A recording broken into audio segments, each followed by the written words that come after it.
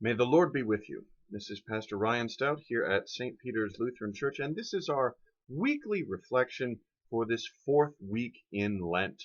And because this Wednesday is also March 17th, I'm going to be a little bit indulgent and talk today about St. Patrick of Ireland, because whether or not you happen to be an American of Irish descent, St. Paddy's Day does have quite the cultural impact one way or the other. My visual aid for this, by the way, is a lovely image by the artist Jim Fitzpatrick of St. Patrick casting the serpents out of Ireland. And I love that he's pictured here as sort of a wild-haired druid, because that really is pretty close to home for the way that he was viewed by a lot of people.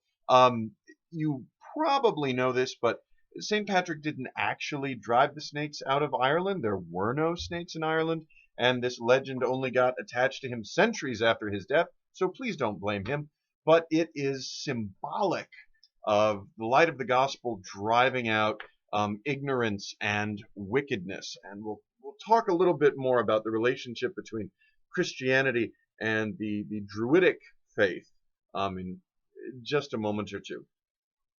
Now, you may also know, because it shows up on social media fairly regularly, that St. Patrick of Ireland was not Irish.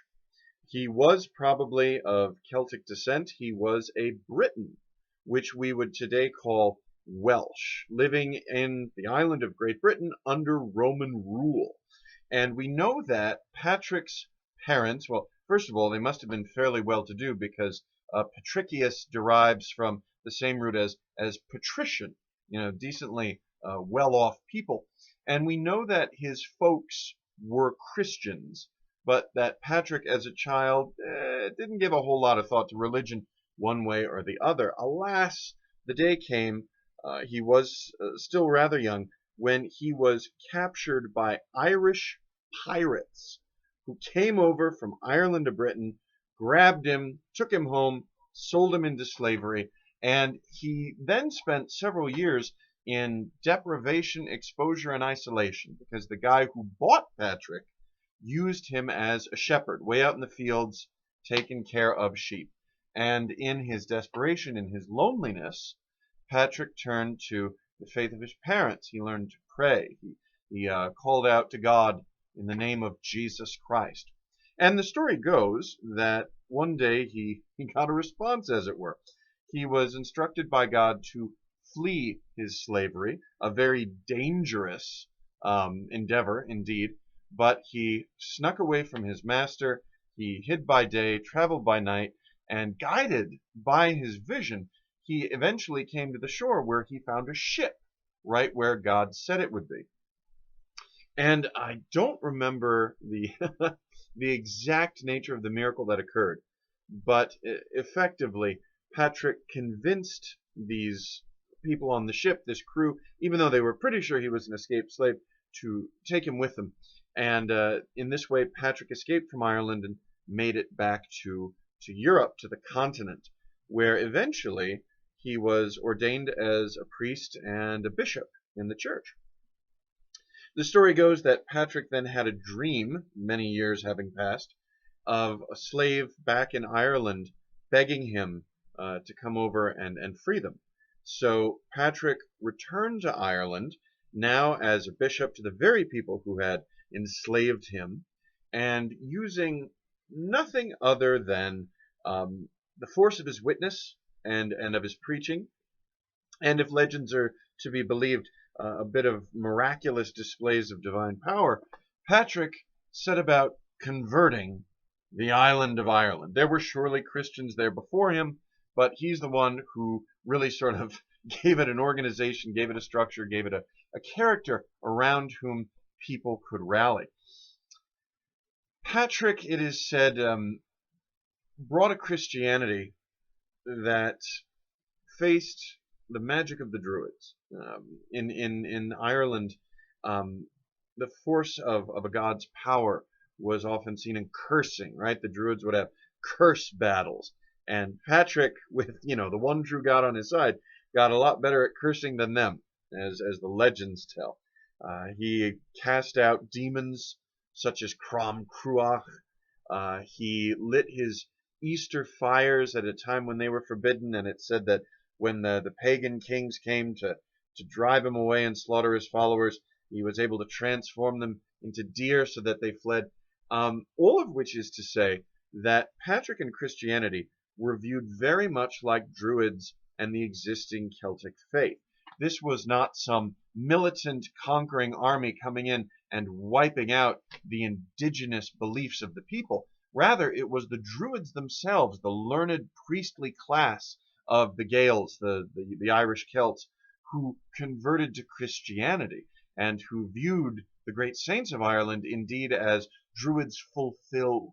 This was true not only for St. Patrick, but also for St. Bridget and Columbkeel, that is St. Columba, the great patron saints of Ireland. And so the conversion of Ireland, much like the conversion of Iceland, was a non-violent consensual affair. The Irish in particular viewed this as not getting rid of an old religion to replace it with a new one, but that all the promises of the old religion are fulfilled in the person of Jesus Christ, in the light, the good news of God's victory from the cross and the open tomb.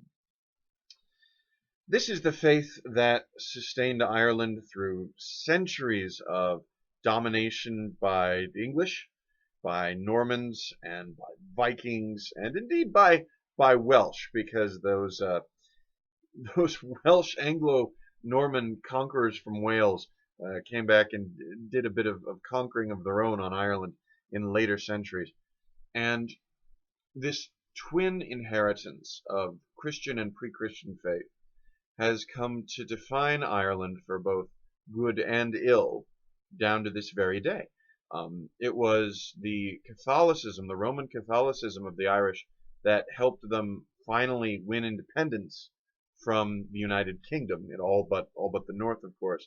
And since then, the Irish have been grappling with the legacy of a very Roman Catholic constitution, and they have, more so than many of us, experienced both the blessings and the curses of a strong, organized religion. You know, just today, literally just today, I saw on social media the claim from a news outlet, not a large one, mind you, that religion is a man-made system of oppression. And I think this is true to an extent, in the same way that you could say government is a man-made system of oppression. Society is a man-made system of oppression. Yes, it can be, but there are, of course, also healthy, necessary governments, healthy, flourishing societies. Religion, organized religion, has given us modern science and human rights and astounding literature. Many of the bedrock beliefs of our society are the fruits of a Judeo-Christian worldview, even if we're trying to harvest the fruits while pulling up the roots. Really, the truth is, there's always going to be religion, because humans are a quintessentially religious species. There's always something to which we bow the knee, whether that something is Zeus or Thor or Ra, or whether that something is militarism or capitalism or sex or money or beauty or strength, or just simply the ego. Just as the alternative to bad government is not no government, so the alternative to bad religion is not no religion. There's always going to be religion, organized or otherwise. There will always be gods, even if, you know, our gods are just the mirror we hold up to our own desires. It can be sometimes frustrating to be a cleric, to be a member of organized faith in a time when faith in all institutions, religious or otherwise, appears to be eroding at a breathtaking pace. But of course, preachers, Christians, don't put our faith in organizations. We don't put our faith in other Christians as such. we put our faith in Jesus Christ, who is, a person throughout history that very few people ever look to Jesus and be like, he was a jerk, he's got nothing to teach me. Even folks who think that Jesus was nothing more than a sort of revolutionary, reactionary Jewish freedom fighter, which I think the texts make it clear he was not. That's what the apostles and Judas certainly wanted him to be, but he had other plans and another understanding of his mission. But even people who think that's all Jesus was still look to him as a great prophet, a great teacher. Christian faith is founded upon the simple, scandalous notion that the deepest levels of reality, indeed truth beyond space and time, is revealed, unveiled in the apocalypse of the crucifixion and the resurrection. Crucifixion and the resurrection show us not only who God is, pouring out his love for the world from the cross, but it shows us who we are when we are given infinite mercy and love and our reaction is violence and murder. That's crazy, scandalous truth upon which Christian faith lives and dies, or perhaps dies and resurrects. Religion isn't going anywhere. Jesus certainly isn't going anywhere. And in every age, the proclamation of the death of the church has proven premature. And so I think it's a good thing, ultimately, that religion is challenged. I think we have to be challenged. Otherwise, faith becomes complacent. Faith does indeed become a tool of the establishment of oppression, of empire. And it's empire that killed Christ. But the model of people like St. Patrick still rings true today. He liberated a nation, not through violence and force, but through faith in the God of the oppressed, the God of slaves. Ireland has influenced the world, not through militarism and empire, but through poetry and literature and music and joy. That's why so many Americans, myself included, are proud to be of Irish descent. I know we're not Irish. I know we're not the real deal. If you were to take us to the island, we'd stick out like a sore thumb. But there are 35 million Americans descended from Ireland. And people are proud of that heritage. Not because it was the strongest, wealthiest background to claim, but because of its beauty and its joy and its faith and the artistry of the word, be it prose or poetry, spoken or sung. And that's what I celebrate on St. Patrick's Day. The difference that faith in Christ can make to one man who was a slave and who became a liberator and an inspiration, not just for a single island, but for all the nations, all the continents that the beauty of Irish Christianity has touched. I know I'm getting a little bit rambly here, and I will wrap this up. Suffice to say, there is bad religion. There is man-made religion. But keep in mind also that when organized religion is taken out of the picture, all the things it kept at bay now have no check on their authority. What are the gods of our society that have rushed in to fill the gap? Gods of consumerism and unhealthy sexuality and violence and anxiety.